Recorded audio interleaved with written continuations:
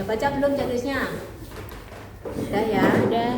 Nah, itu dimulai dari adanya tanda dan gejala Kala 2. Apa tanda dan gejala kala 2? Merasa ada dorongan kuat dan menekan.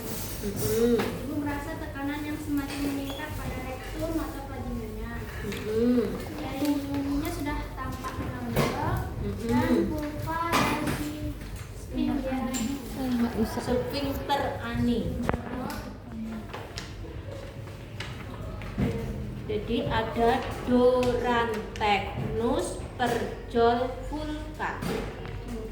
Doranteknus ada dorongan untuk meneran, dorongan meneran itu mengejan. Teknus tekanan pada anus. Perjol perineum menonjol. Vulva membuka. Ditulis Doranteknus perjol vulva. Itu tanda dan gejala kala 2 ya. Kok ibunya, Bu maaf ini kok terasa kayak pengen berak. Doranteknus perjol vulva. Dorongan meneran, tekanan pada anus, perineum menonjol, vulva membuka. Jadi kalau dilihat ibunya ngeden, Bu ini terasa kayak pengen berak. Ketika kita lihat perineumnya itu sudah menonjol. Karena ada tekanan pada anus, maka anus pun kelihatan kayak membuka gitu loh. Vulva juga membuka. Ya, itu tanda gejala kala 2. Karena ada tanda gejala kala 2, maka kita akan melakukan pemeriksaan dalam. Jadi indikasi melakukan pemeriksaan dalam karena ada tanda gejala kala 2. Tujuannya apa? Jangan-jangan ini sudah masuk kala 2 untuk memantau kemajuan persalinan. Gitu. Jangan nggak ada alasan apa-apa, nggak ada indikasi apa-apa, VT salah. Asuhan sayang ibu tidak melakukan intervensi tanpa indikasi. Indikasi VT apa tadi? Ada tanda gejala kala 2. Apa tanda gejala kala 2? Doranteknus perjol vulva. Baik ibu, terasa pengen meneran ya kalau pas kontraksi? Iya Bu, baik. Kalau gitu sebentar tak tengok dulu. Oh iya, tuh ya. Oh iya, ada perineumnya menonjol kan? Doran kan berarti yang disampaikan ibu. Dorongan meneran, ini perineumnya menonjol. Ada tekanan pada anus, vulva membuka gitu. Ya Bu, sebentar, ibu napas panjang dulu ya. Saya mempersiapkan alat-alatnya. Ini memang ya, nggak ada labianya ya.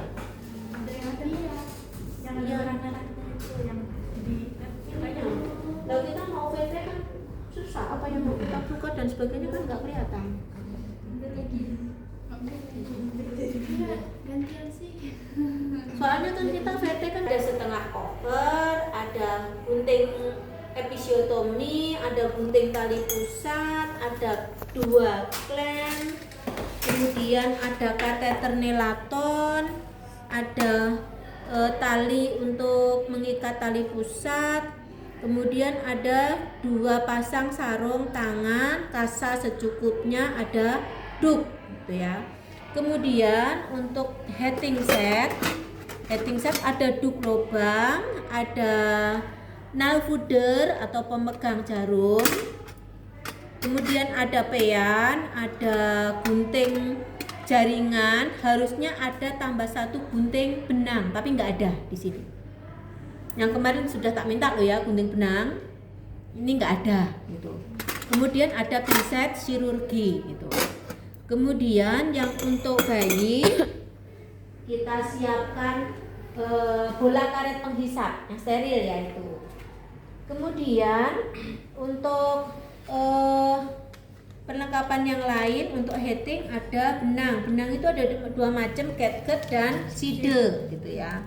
Tapi pada umumnya sekarang sudah jarang menggunakan side. Ini benang silk itu berarti side. Gitu ya. Terus ada sepet 3 cc, ada sepet 5 cc, ada sepet 1 cc. 1 cc nanti untuk persiapan injeksi bayi. Kemudian obat-obatan yang lain ada oksitosin. Oksitosin minimal mestinya ada berapa kemarin? 8. Ada metil ergometrin atau metergin. Ada lidokain. Ada jarum, ada 2 macam, ujung segitiga dan ujung bulat. Ya. Ujung segitiga yang untuk jarum apa? Jarum otot. Ya, enggak apa-apa. Harusnya yang maksudnya Butari yang karena lidokain itu kan harus diencerkan 1:1. Yang di sini adanya 2%, yang kita butuhkan 1%. Ada antiseptik, betadine, ada infus, ada cairan infus, ada transfusi set atau infus set, ada IV kateter, gitu ya. Kemudian untuk yang alat-alat tidak steril ada tali pusat, kom plasenta. Mestinya ada, kalau sesuai checklist ada pispot gitu ya. Kemudian ada handuk 2. Kemudian pakaian ganti ibu, pakaian ganti bayi. Untuk resusitasi bayi harus di meja yang datar, tidak keras tapi juga tidak terlalu empuk. Ada kain pengganjal gitu ya. Kemudian ada baskom 4, 1 untuk linen kotor, 2 untuk air klorin dan air BTT, 1 untuk enzimatik atau air deterjen. Ya. Untuk resusitasi diperlukan oksigen, sumber oksigen 100% dan selang oksigen, bukan yang ini ya, selang oksigen ya, karena yang nggak cadang artinya kemarin kita sampaikan ya. Oke, terus ada balon yang bisa mengembang sendiri. Oh,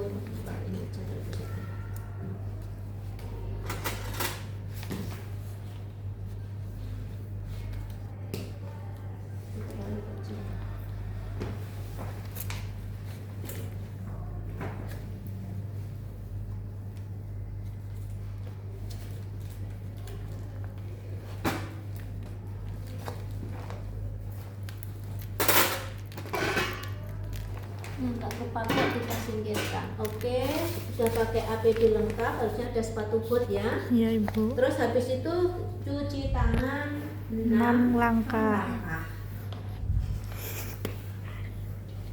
Menuju ke wastafel, Anda peragakan cuci tangan anak, nggak usah dibacain, nggak apa-apa karena Anda nggak bawa handuk pribadi.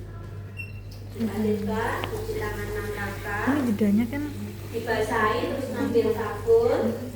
Udah ya, 6 langkah hafal ya mestinya ya. iya, ini jeda kan. Oke, setelah cuci tangan 6 langkah, sebentar ya Bu ya. Napas panjang dulu. Agak bisa. Biar kita nggak jauh-jauh. Oke, bener ya Bu ya. Sebentar, ya ini memang sudah membuka Bu, sebentar. Kemudian sebelum kita menggunakan sarung tangan, kita patahkan oksitosin, dibaca dulu ini benar oksitosin atau tidak. Kemudian dipatahkan. Kemudian kita buka sepet 3 cc.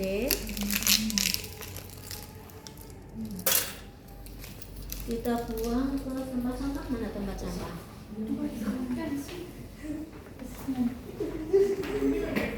Ini siapkan di sini.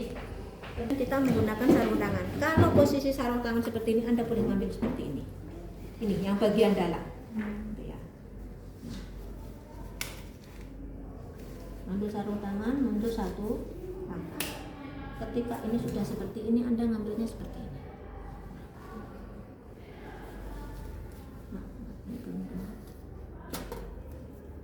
Kita sedot oksi.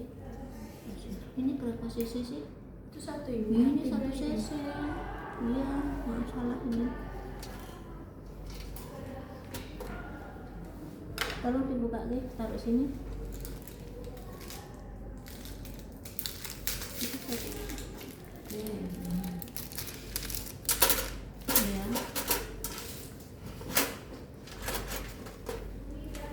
Kita ulang aja ya.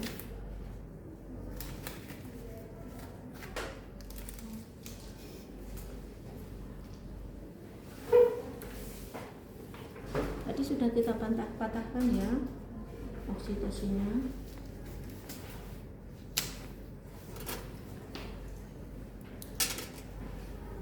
Kemudian kita sedot oksitosin. Oksitosin itu kemarin Bu Tari bilang ada berapa? 8. 1 cc. Volumenya 1 cc.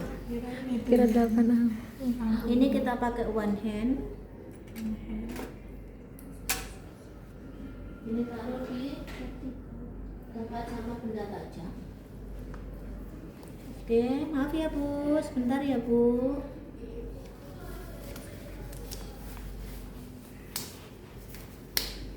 Kita ambil 5 rasa minimal.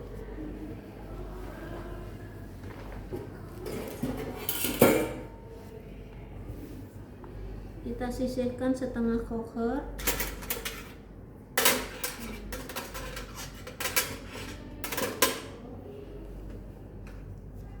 Bu, maaf ya Bu, saya bersihkan dulu ya Bu. Kita bersihkan labia mayor yang terjauh, labia mayor yang dekat, kemudian labia minor. Ketika labia minor, kita harus membuka vulva. Labia minor yang terjauh, labia minor yang terdekat, dari mulai klitoris, vestibulum sampai anus. Kita jaga tangan kita jangan sampai terkontaminasi. Kalau sarung tangan ini terkontaminasi berarti harus ganti sarung tangan. Gitu ya. Oke. Bentar ya Bu ya. Napas panjang ya Bu ya. Saya masukkan jari tangan kita. Tangan kiri, jari tangan kiri membuka labia. Ya, ini dibuka. Kemudian jari tengah masuk diikuti jari telunjuk. Ketika ini sudah masuk, tangan pindah ke fundus. Ngapain? Ngerasain kalau ada Kontraksi. kalau ada kontraksi ya. Oh iya Ibu, ini dinding vagina licin, kemudian porsio sudah tidak teraba. Kalau sudah tidak teraba berarti pembukaan lengkap. Selaput ketuban masih utuh, bagian terendahnya kepala, ubun-ubun kecil ada di jam 12. Kepala turun hot 3. Tidak ada bagian kecil yang teraba. Ibu, maaf, karena ini ketubannya belum pecah, maka saya akan memecahkan air ketuban. Sebentar. Ini kita kasihkan tangan yang ada di dalam ini dengan posisi bagian ujung ini mengarah ke jari, di antara 2 jari. Itu ya. Oke. Sabar ya Bu, sebentar ya Bu. Oke, kita rasakan. Kalau ada kontraksi, ibunya nafas panjang dulu. Memecah ketuban ketika kontraksi sudah mulai mereda. Kencang ya Bu. Oke, nafas panjang dulu. Ketika hisnya sudah hilang, ini sudah berkurang ya Bu, baiklah. Ini baru dibalik madepnya. Nah, tak keluarkan tangan saya ya, sebentar. Nah, tadi kan gini, ini masuk, gini. Nah, kita pegang gini. Ketika hisnya sudah menghilang, mulai turun, kita balik. Inilah yang ditorehkan di selaput ketuban. Ketika his sudah turun, sudah mereda. Ingat, sebelum kita menorehkan, gitu ya. Kadang-kadang his itu belum hilang benar, gitu ya. Maka jangan ditorehkan dulu, harus dilindungi. ini didekatkan, gitu ya. Sebelum kita norehkan, ini dilindungi. Kalau enggak nanti muncrat kemana-mana. Ya, ntar ya Bu ya. Nah, dilindungi sehingga ketika air ketuban keluar kan ini sudah tertampung di sini dan ini tangan kita untuk melindungi biar nggak kemana-mana. Gitu.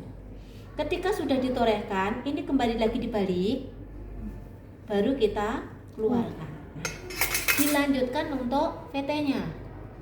Jangan-jangan ketika ketuban tadi sudah dipecah, ada tali pusat menumbung. Dipastikan tidak ada bagian kecil yang menumbung, habis itu baru tangan dikeluarkan. Ibu maaf, napas panjang dulu. Kita cek sarung tangan lendir darah dan warna air ketuban. Ya, oke. Ini kita sisihkan dulu. Maaf ya Bu. Bentar, saya beresi dulu.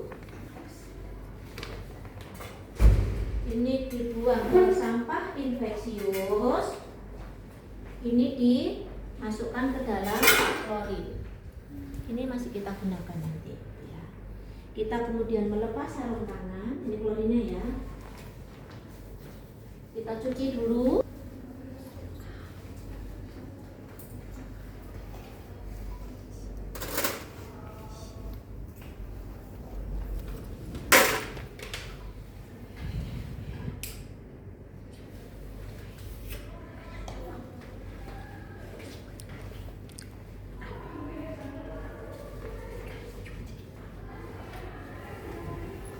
Sudah kroning, kita tempatkan handuk di atas perut ibu.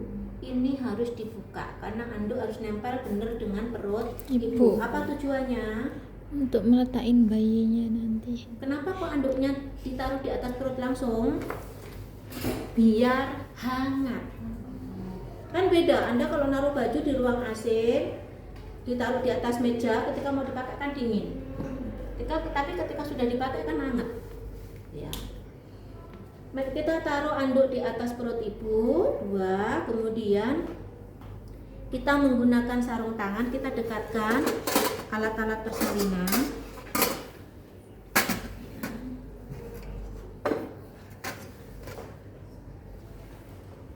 Kita pakai sarung tangan.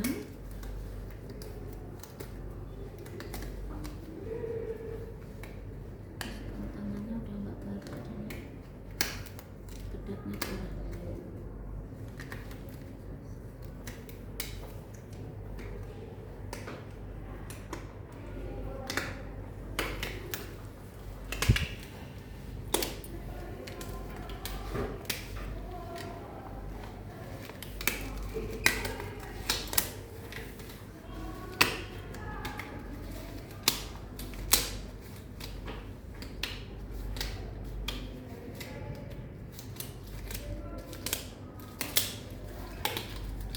Kita letakkan kain di bawah bokong ibu yang kita lipat 1/3. Tangannya kita seperti ini. Jangan gini. Kalau gini nanti sarung tanganmu akan nyenggol bokongnya Ibu. pasien, gitu ya. Kita kalau meletakkan seperti ini kan steril. Ya, maaf Bu, diangkat bokongnya ibu. Ya, diangkat bokongnya. Dah cukup. Nah. Kenapa ini dilipat 1/3? Karena nanti kita untuk menahan perineum. Kalau kita langsung menahan perineum licin, kan air ketuban keluar terus. Ya. Oke. Ya Bu, kalau ada kontraksi coba ngejen Ibu. Ayo ngejen. Dorong. Coba.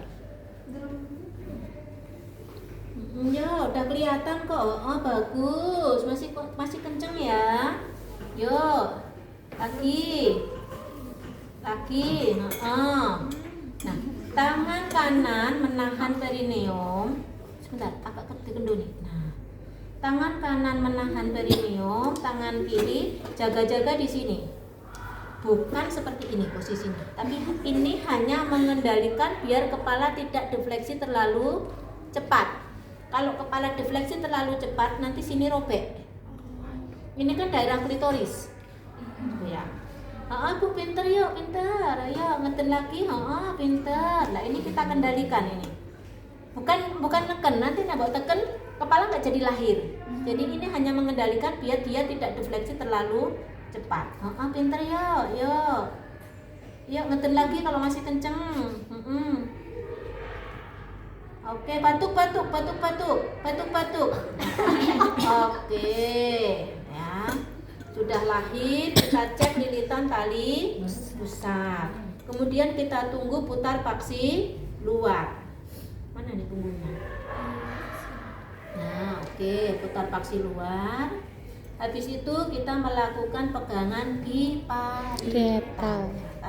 Parietal kanan dan kiri kan? B. Kita tarik ke bawah sampai bahu depan lahir. Kita tarik ke atas sampai bahu belakang lahir. Kemudian kita lakukan sanggah Susut.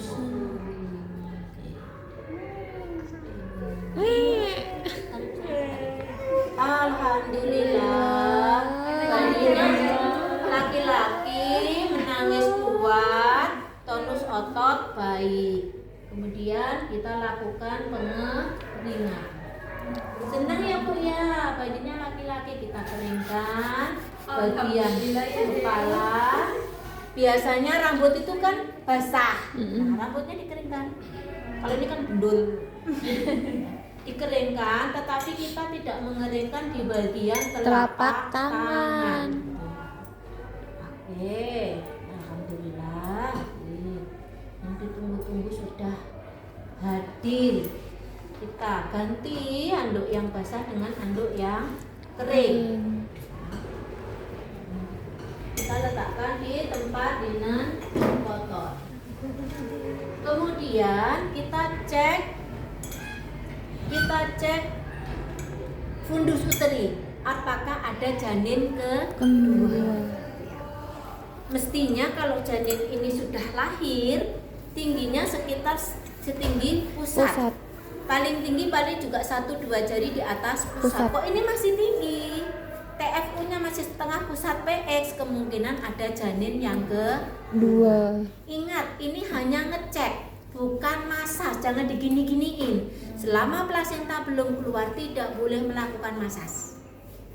Ya, hanya ngecek fundus uterinya. Alhamdulillah, sebentar ya Bu ya, saya suntik dulu. Pakai kapas DTT boleh, pakai kasa menggunakan betadin juga boleh. Maaf ya Bu ya, saya suntik. Nyontek harus diberitahu, jangan asal tusuk nanti ibunya jenggirat. Ya. Kita suntik di sepertiga atas bagian luar, sepertiga paha atas bagian luar. Maaf ya Bu, kita suntik dulu ya Bu. Suntik secara IM, aspirasi, tidak ada darah keluar, langsung disuntikkan. Oke, alhamdulillah. Oksitosin. Kemudian setelah suntik oksitosin, baru kita akan melakukan pengekleman tali pusat. Seharusnya pengekleman tali pusat itu kan memang ditunda sekitar 2-3 menit. Bahkan ada beberapa teori yang menyampaikan ditunda sampai tali pusat tidak berdenyut.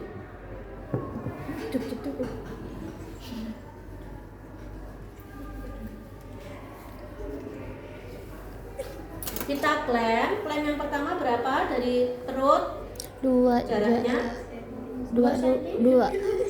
Jangan asal jawab, lihat checklistmu.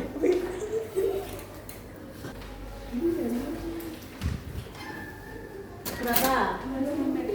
2-3 cm. Lihat kira-kira ya. 1 cm, 2 cm, 3 cm, 3 cm ini ya. Kalau 3 cm kok bunyimu di sini, bener nggak kira-kira? Salah, ya. 2-3 cm. Kemudian dari klaim pertama, klaim kedua berapa? 2 cm. 2 cm ya? 2 cm. Caranya gini. Ini klaim pertama. Kemudian sebelum kita ngeklaim yang kedua, coba sini berdiri. Ini diurut. Nah. Ketika diurut ini mbok pertahankan klaimnya ini, jangan mbok urut ini ketarik nanti perutnya. Nah, ini diurut. Nah, sekitar 2 cm baru kita letakkan klaim kedua. Kenapa diurut? Karena kalau nggak diurutin kan ada darahnya. Begitu mbok gunting muncrat darahnya. Jadi darahnya ini biar nggak ada darahnya, biar kosong. Pernah di PKU itu saya kan biasa jaga pagi kalau supervisor itu kan jaganya pagi terus. Saya datang, masya Allah itu kelakuan siapa sampai kordennya banyak darah dari tali pusat. Ya. Kemudian kita potong tali pusat. Nah, ini dilindungi seperti ini. Ya, baru kita potong. Nah, motongnya tuh gini. Yang bagian lengkung ini ada di bawah. Bukan mbok balik seperti ini. Salah. Gitu ya. Jadi ini dilindungi perutnya bayi, kita potong tali pusat. Habis itu baru kita ikat. Kita ikat pakai benang. Kalau pakai klem, pakai kot klem, berarti yang klem ini nggak perlu, langsung klem tali pusat. Ya. Sebenarnya kalau sekarang udah nggak ada ngikat-ngikat kayak gini. Iya, ini caranya gini. Nah,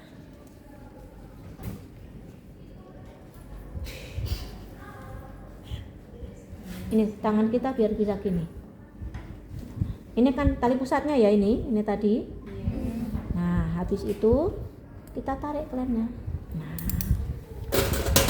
baru kencangin.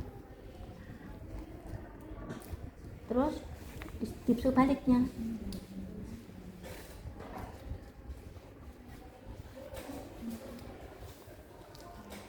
Ya.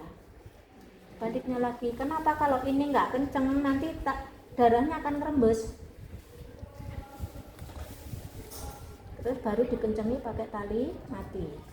Ya. Kalau ini kepanjangan digunting, biar nggak klewer-klewer.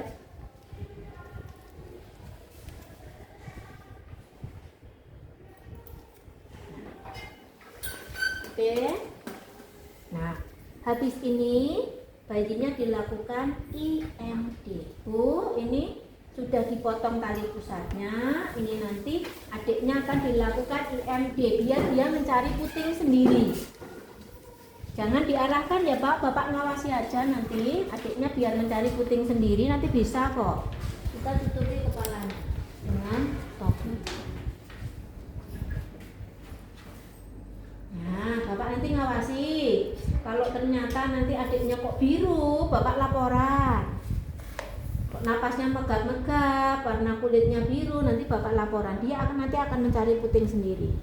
Kita lanjutkan kala 3. Kala 3 kita lakukan TTT, penegangan tali pusat terkendali. Karena ini klemnya jauh banget, kita dekatkan. Ini kan nggak mungkin kalau kita narik segini panjangnya. Kita dekatkan, kita urut, ya. Atau nggak kita urut nggak apa-apa, tapi ditekuk. Jangan sampai ketika ini kan kita mau mendekatkan klem didekatkan sekitar 10 cm dari depan vulva. Berapa jaraknya dari depan vulva? Di situ tertulis berapa? 5 sampai 10 cm. Ya. Ingat, kalau 5 sampai 10 berarti kan deket banget ya. Jangan sampai Anda klem didekatkan 5 sampai 10. Ini masih 20 cm ada. Ya. Kan klem tadinya di sini tadi. Kalau klem ini mbok lepas, darah langsung ngalir. Ya. Makanya biar darah nggak ngalir, ini mbok tarik gini boleh, atau sini mbok tekuk saja. Anda mendekatkan klem 5 sampai 10 cm. Kalau saya nggak suka terlalu dekat. Saya ngasih jarak sekitar 10 cm. Ya. Ini kalau sudah diklem lagi kan darah nggak keluar. Tapi kalau ini nggak mbok lipet, darah nanti akan keluar. Makanya sebelum memindahkan klem ditarik boleh, ini dilipat aja juga boleh. Baru dipindahkan. Ya. Kita lakukan penegangan. Caranya gimana? Ini tali pusat kita tegangkan. Tangan kita ada di suprapubik, di atasnya simfisis pubis. Kita lakukan dorongan dorsokranial. Dorso itu apa? Dorsum itu apa? Punggung. abdominal itu apa? Kepala. Kepala. Jadi dorongan ke arah punggung dan kepala, artinya dorongan ke punggung atas. Nah, itu dorsokrania. Dorongan ke arah punggung kemudian ke atas. Kalau ini masih tegang, gitu ya, berarti plasenta belum Mulai. lepas. Dan ingat, ini hanya dilakukan ketika uterus berkontraksi. Kalau tidak ada kontraksi nggak boleh. Kalau tidak ada kontraksi, Anda narik, nanti uterus keluar. Pendarahan. Iya, bukan pendarahan, nggak ada yang darah yang keluar. Oh. Harusnya yang keluar plasenta, tapi plasenta sama uterusnya. Uterusnya kebalik, namanya prolapsus uteri. Ya, makanya kita melakukan PTT ketika ada kontraksi. Ketika ada kontraksi, Bu mules Bu, iya rasanya mules. Oke, Ibu jangan ngeden ya. Kita tegangkan. Ini dilakukan dorongan ke belakang dan atas. Loh, kok tali pusat tambah panjang? Kita dekatkan lagi. Tekuk lagi. Tekuk lagi. Setiap kali kita buka klem harus tekuk. Ya. Oke. Mulasnya hilang ya Bu? Nggak apa-apa, kita tunggu dulu. Bapak, Ibu dikasih minum ya Pak. Terasa kontraksi lagi, kita lakukan lagi. Kok masih tegang? Berarti lepaskan dulu. Ketika ada kontraksi dilakukan lagi. Coba dulu plasentanya.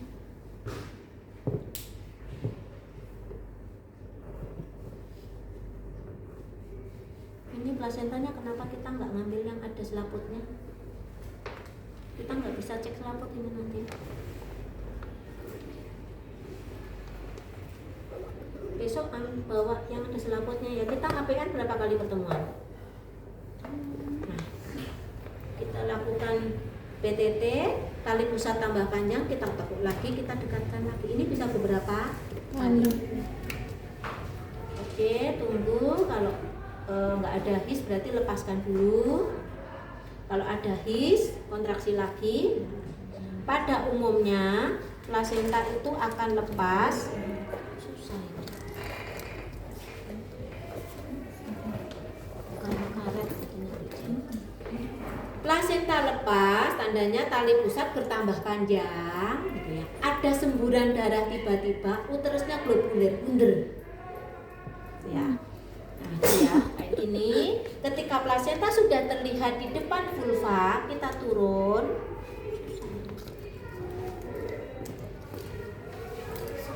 Besok bawa plasenta yang ada, yang bukan karet begini ya, yang kain.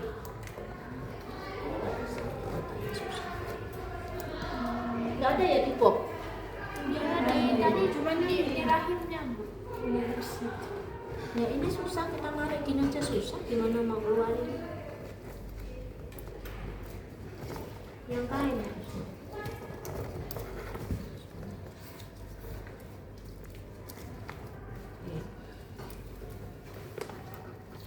Ketika sudah keluar plasenta, kita tangkap ini ya, menggunakan dua tangan kita putar. Nah ini mestinya kan ada selaputnya nih. Selaputnya kan masih tertinggal, makanya kita putar. Kenapa kita putar searah jarum jam? Biar selaputnya nggak ada yang tertinggal, biar terlepas semua. Nah, ketika ini plasenta sudah keluar, selaputnya belum, ini kita pindahkan ke selaput. Iya, kan selaputnya panjang. Gitu ya. Kita klem, nah ini kita pulin-pulin kayak gini. Nah, begitu plasenta sudah lahir, gitu ya, plasenta sudah lahir, dah biarkan dulu plasenta di situ. Kita melakukan masas uterus, wajib. Nggak usah ngurusi plasenta nggak kemana-mana. Tangan kiri langsung masas uterus. Pastikan dalam 15 detik uterus sudah berkontraksi. Kalau dalam 15 detik uterus belum berkontraksi, itu namanya atonia uteri. Tonik itu kan kontraksi. Atonio berarti kan tidak ada kontraksi. Itu darah akan ngucur terus. Itu namanya perdarahan postpartum. Makanya dalam 15 detik ini harus sudah ada kontraksi. Ketika 15 detik sudah ada kontraksi, oke, kita baru fokus ke plasenta. kita cek plasenta. Plasenta ini ada 2 permukaan. Yang ada tali pusatnya ini namanya permukaan fetal. Ada banyak pembuluh Darah. Yang tidak ada tali pusatnya di sini permukaan maternal. Ini yang nempel ke ibu. Maternal kan ibu kan? Ini yang nempel di rahimnya ibu. Di sini banyak kotiledon. Sekitar 16 sampai 20. Gumpal gitu ya. Makanya kita cek lapisan fetal. Kita ukur panjangnya tali pusat. Kalau saya ngukur jari saya, kalau saya jengkal saya gini sekitar 20 cm diukur. 1, 2, 3, 4, sekitar 80 cm ya. Kemudian plasentanya diameternya berapa? Ini jari saya lebih, berarti kemungkinan sekitar 16 atau 17 cm. Kemudian ada ketebalan plasenta. Jadi kita masukkan bles itu bisa masuk sekitar 2,5 cm. Ya. Ini insersinya sentral. Insersi itu tertanamnya ini loh. Sentral itu tengah. Ada yang tertanamnya di tepi. Marginal. Ya. Ini sentral karena di tengah. Ya. Sambil kita amati, kalau perlu menggunakan kasa, gitu ya, untuk ngecek apakah ada pembuluh darah yang putus. Kalau ada pembuluh darah yang putus, dikhawatirkan ada anak plasenta yang tertinggal. Namanya plasenta sensuriata. Ya. Itu ada anak plasenta. Tandanya pembuluh darah ada yang putus. Kemudian kita balik. Mestinya ini ada selaput. Selaputnya kita buka dulu. Kita dep-dep menggunakan kasa. Karena di sini kan banyak darah. Kita dep-dep pakai kasa, gitu ya. Kita satukan apakah ada yang berlubang. Kalau ada yang berlubang artinya ada kotiledon yang tertinggal. Kalau ini rapat berarti semua plasenta lahir secara lengkap. Kalau ada kotiledon yang tertinggal, kita harus punya kewajiban mengeluarkan kotiledon. Kalau enggak ibunya berdarah. Ya. Kalau dinyatakan ini sudah lengkap, kemudian selaputnya kita tarik. Robeknya pas apa enggak? Kalau ada bagian yang hilang berarti ada selaput yang tertinggal. Makanya kita tarik seperti ini. Oh, robeknya seperti ini. Kita akan disatukan, oh pas. Berarti enggak ada yang tertinggal. Kita taruh di baskom. Ingat ketika naruh di baskom, klemnya kita lepas. Nanti ini dibawa pulang pasien, nanti jangan sampai klemnya kita ke bawah. Gitu. Oke. Ketika sudah dinyatakan plasenta lengkap, kemudian kita cek di setengah jam. Kalau 4 itu 2 jam ya. Kalau 4 itu kan dihitung sejak plasenta lahir. Itu kan ada 2 jam. 1 jam pertama kontraksi uterus ini dicek setiap 15 menit. Jadi anggap saja kita tadi di 15 menit pertama kita ngecek setiap 5 menit. Gitu ya. Kita habis meriksa plasenta, anggap saja sudah 5 menit lebih kita cek kontraksinya.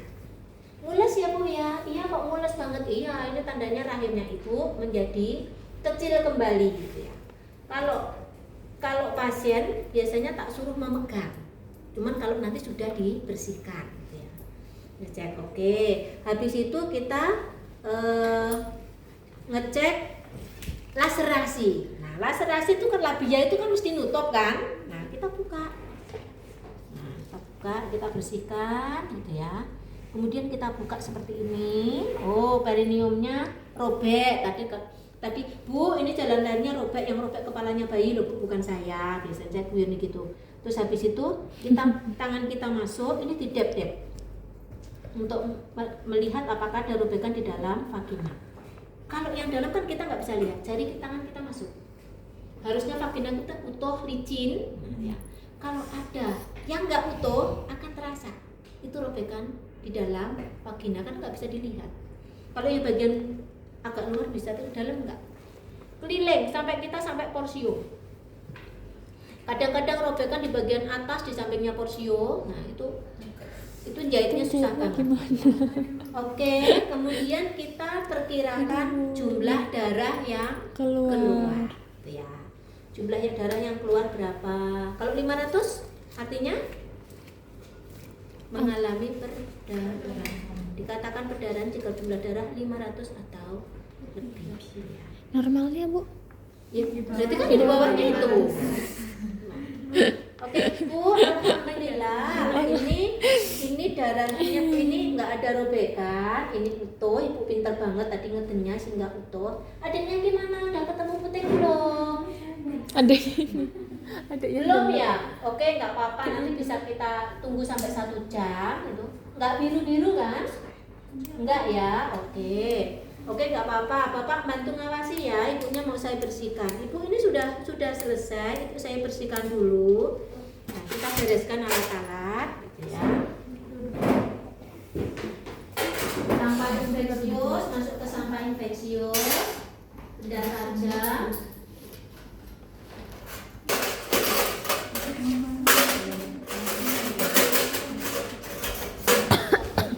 Kemudian kita sambil cuci tangan, gitu ya. Kemudian kita siapkan air DTT dan air klorin. Kita lepas sarung tangan secara terbalik. Ibu sebentar ya Bu, saya lap-lap dulu ya Bu. Menggunakan sarung tangan kembali.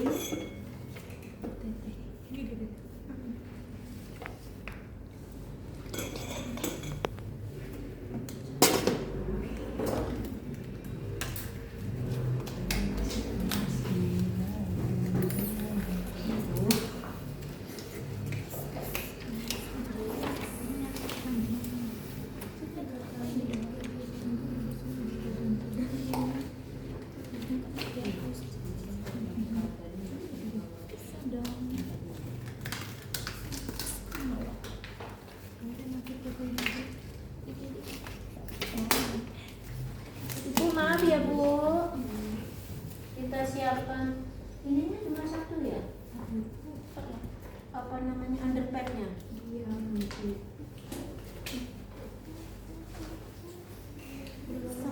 Kalau sudah mau pindah, jadi underpad itu harusnya 2. Ya, ini nanti kalau itu mau pindah ke ruangan setelah 2 jam postpartum.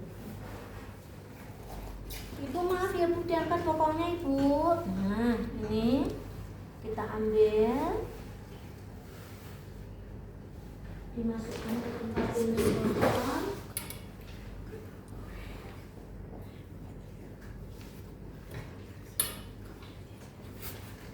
Kita diangkat lagi Bu, kita tarik underpadnya. Oke. Kita lap-lap Ibu menggunakan air DTT. DTT dari mulai perut. Bentar, adiknya geser dulu, dibersihkan ya, dibersihkan dulu, dibilas lagi, baru dibersihkan. Habis itu Ibu diganti dengan underpad yang baru. Maaf ya Bu, ini anggap sudah diganti ya. Kalau mestinya kan digulung-gulung seperti ini, baru ini dibuang ke tempat sampah infeksius dan Ibu diganti underpad yang baru. Bu, bentar. Nah, bentar ya Bu ya. Ini seperti ini. Kemudian tempat tidur dibersihkan menggunakan air klorin. Ini pakai air klorin. Setelah air klorin dibilas dengan menggunakan air bersih ya. Terus lagi. Terus air klorinnya dibuang, dibilas menggunakan air bersih. Ya. Ketika sudah selesai, kakinya boleh diluruskan Bu. Sebentar, adik sebentar. Aduh, belum ketemu putingnya ya? Ayolah deh, gerang. Apa-apa nanti sampai 1 jam. Kita ganti Ibu.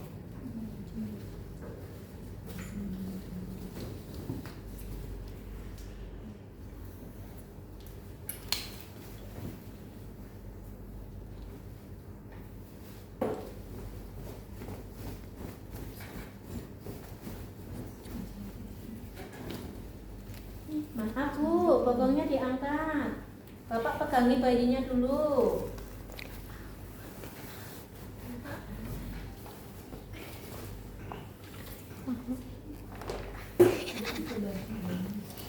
Jangan diambil, pegangi aja. Kan dia masih mau mencari puting. Sini.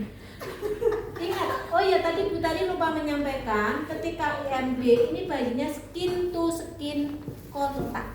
Jadi kulitnya bayi dan kulitnya ibu harus bersentuhan. Tuhan. Kenapa? Tahu nggak? Biar hangat. Suhu tubuhnya ibu akan mengalir ke suhu tubuhnya bayi. Dan Bu, kakinya diluruskan nggak apa-apa, ibu capek toh. Capek. Terus dipakaikan baju.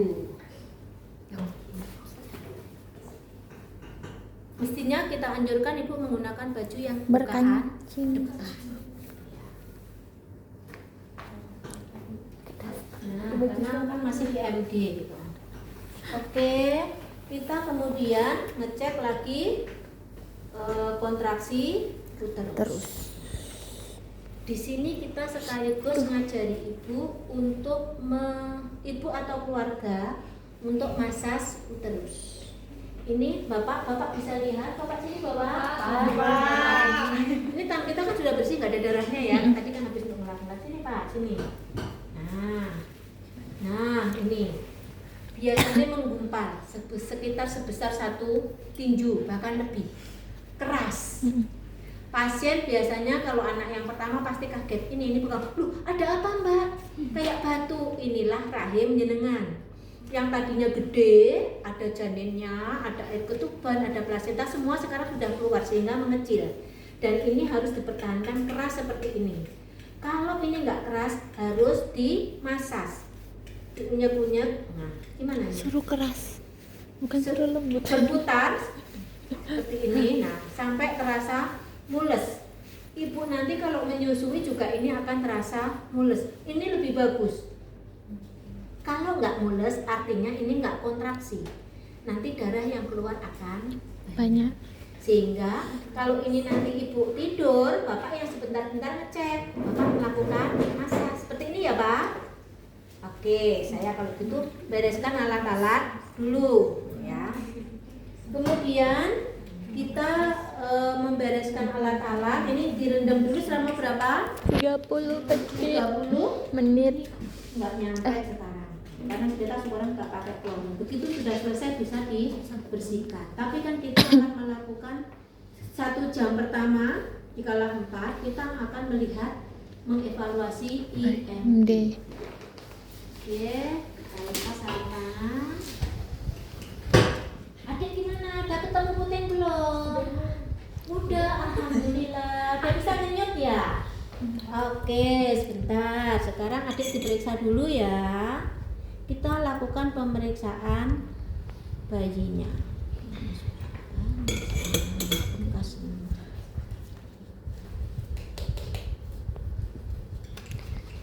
Ini kita harus ganti sarung tangan. Prinsipnya sarung tangan bersih, nggak harus steril. Tapi kalau ini disediakan di toples artinya itu steril. Kita harus tetap menjaga kesterilan.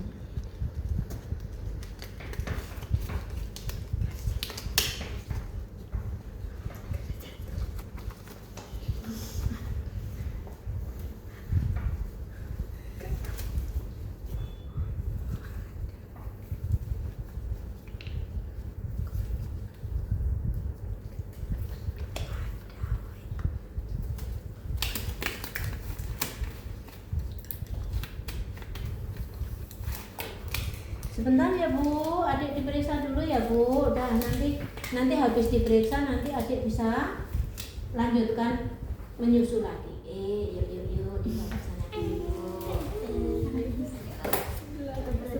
Ibu bisa dikasih makan, bisa dikasih minum nggak Pak?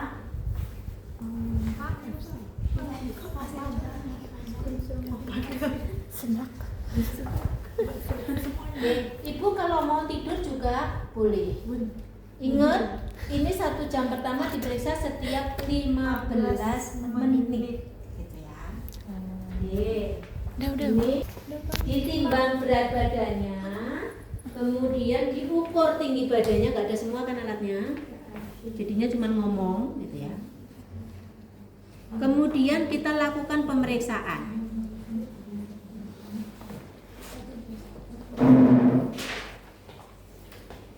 Kita lakukan pemeriksaan head to toe. Oh maaf, ini tadi, oh ya habis ini nanti baru ukur. Sebelum adiknya di bawah kita ukur vital sign ibu, gitu ya.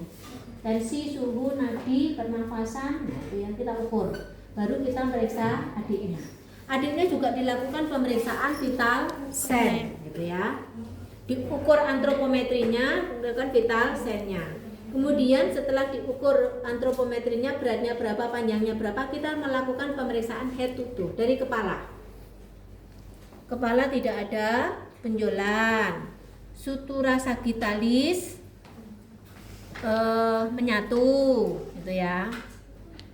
Kemudian ubun-ubun besar, ini kan ubun-ubun besar, datar. Kalau ubun-ubun besar menonjol, artinya ada tekanan intrakranial. Kalau ubun-ubun besar cekung, itu artinya bayi dehidrasi, sehingga yang normal datar. Ada metelennya enggak? Medlin. Bawa. Padahal harus mengukur lingkar kepala, lingkar dada, lingkar lengan atas.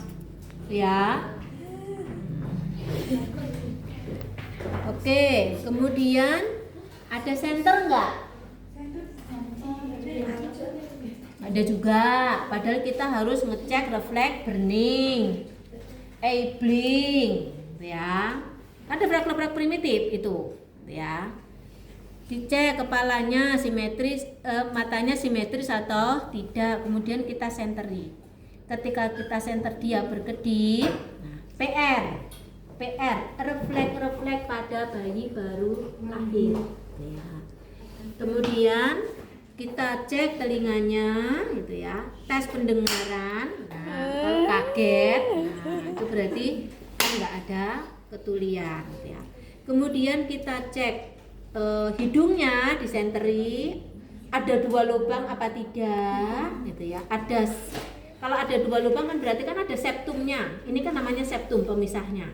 Kemudian mulutnya dicek, apakah kalau di sini sudah kelihatan tidak ada labioskisis, tapi kita dalamnya langit-langitnya kita cek apa ada celah atau tidak. Namanya palatoskisis. Nih, yang anaknya nanti kalau ngomong sengau, nah itu yang harus dioperasi besok disatukan, nah itu ya. Kemudian dicek, kita nggak usah melihat ada sariawan atau tidak, nggak mungkin bayi baru lahir sariawan, gitu ya. Kemudian kita cek lehernya, nah, ada pelebaran vena jugularis atau tidak, karena kadang-kadang ada penyakit jantung bawaan. Kemudian di dadanya kita cek, adakah puting susu, tapi tidak usah melihat menonjol atau tidak, nggak penting. Ada 2 puting susu simetris gitu. Dada tidak ada retraksi, dinding dada yang cekung masuk ke dalam. Nah, kalau bayi prematur biasanya kayak gitu, tidak ada. Kemudian kita harusnya ngukur lingkar dada dari puting dari belakang, kemudian ketemu sternum, ya. Harusnya ngukur lingkar dada. Kemudian kita tarik lengannya, kita lihat apakah dia berusaha mempertahankan kepala, itu namanya refleks.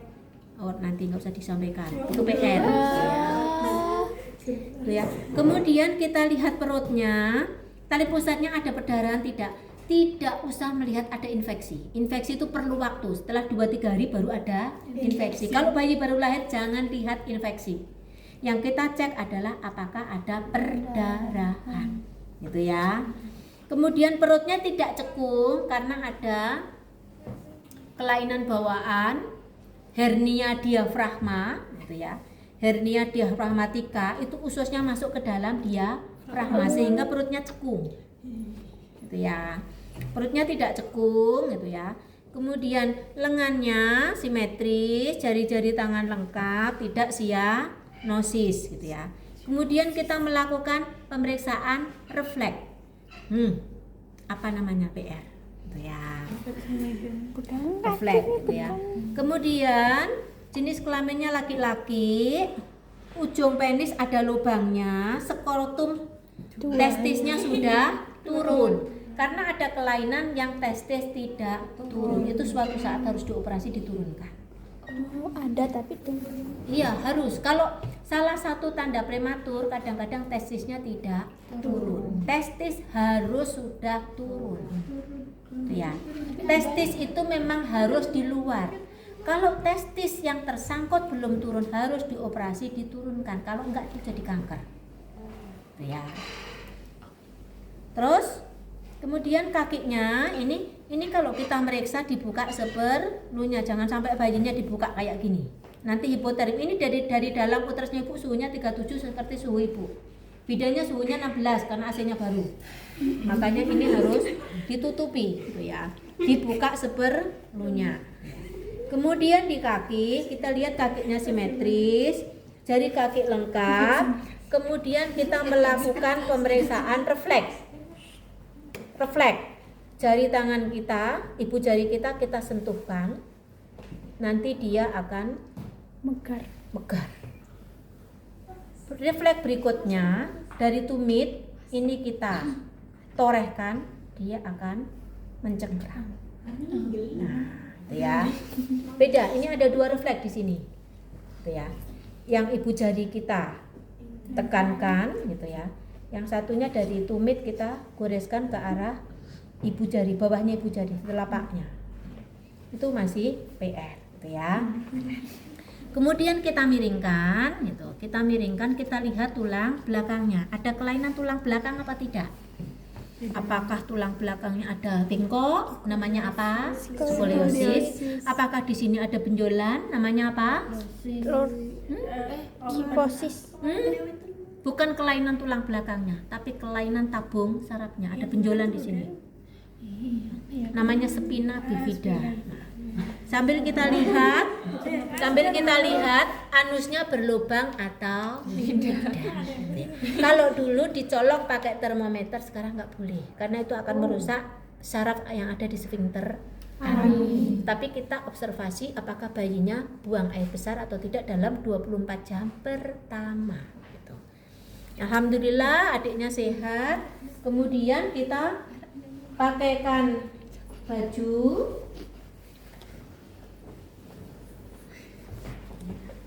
Bentar ya adik ya.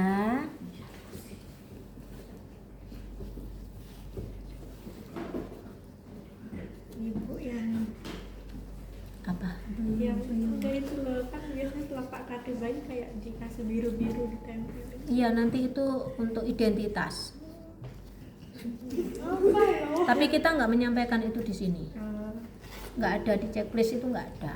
Kita melakukan pemeriksaan. Oke, ini cowok kok bajunya popoknya pink ya? Adanya Ya, tahunya cewek. Kita memakaikan baju seperti sunnah Rasul. Kita mulai dari yang kanan, gitu ya. Ini kalau kegedean nggak apa-apa, nggak usah dikancingkan. Bentar. Nah, kita bedok.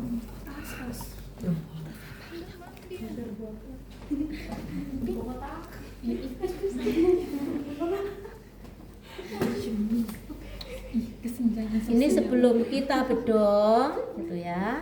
Kita berikan suntikan vitamin K, gitu ya. Vitamin K, ini Neuka, gitu ya. Berapa miligram? 0,1 ya, 0,1. Oke. Kemudian kita berikan salep mata. Nah, sudah disuntik, kemudian kita bedong.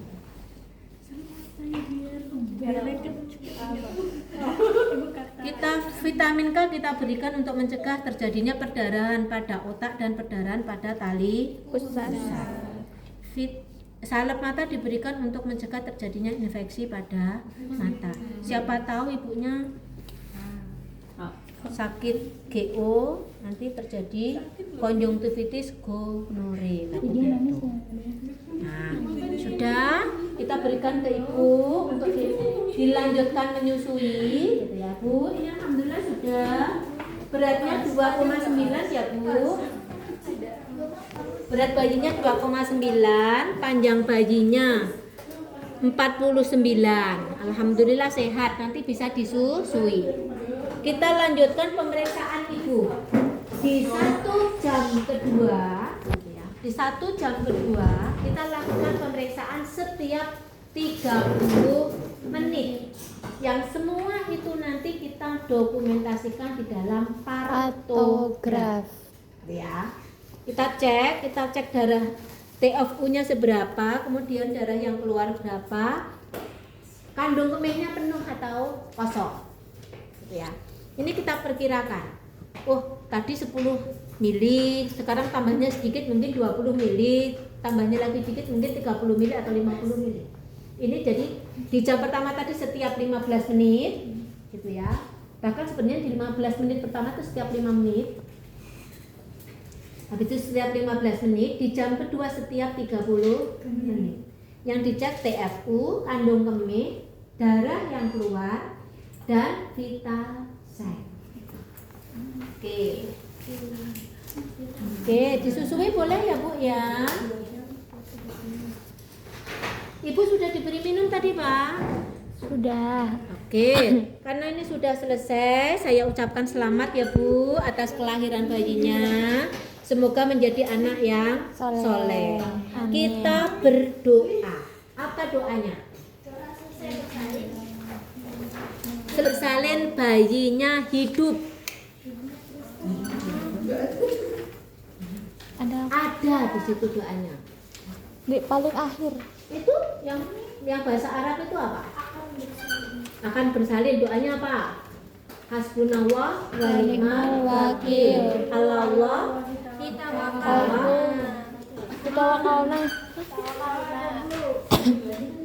doanya selesai bersalin bayinya selamat. Kita mengkuli syaitoni wa ama wa min kulli ainin lama. Ya. Bu, kita berdoa ya Bu. Ibu bisa menirukan saya. Ya. Bismillahirrahmanirrahim. A'udzu bikalimatillahit tammah min kulli syaitoni wa hama wa min kulli ainil lama. Oke, dah ya Bu. Saya tinggal dulu. Nah, kemudian kita bereskan semua peralatan yang terkontaminasi.